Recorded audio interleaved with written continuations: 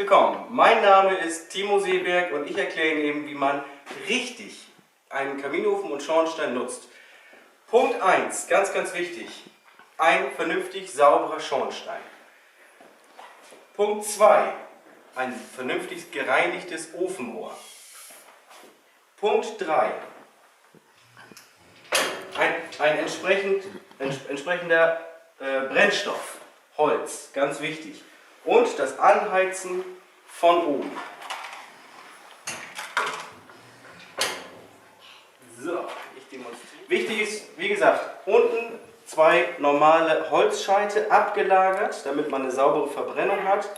Aufgeschichtet, darüber dünnes Anzündholz, was schnell Feuer fängt, und ganz wichtig, ein Bio-Kaminofenanzünder.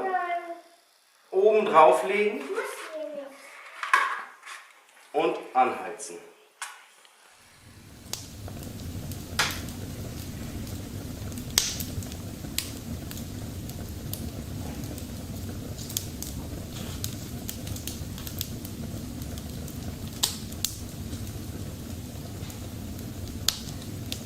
So, zur Einstellung des Ofens. Drosselklappe lassen wir geöffnet. Lufteinstellungen möglichst offen. Und damit genug Luft auch wirklich dazukommt, am Anfang die Tür ruhig angelehnt lassen.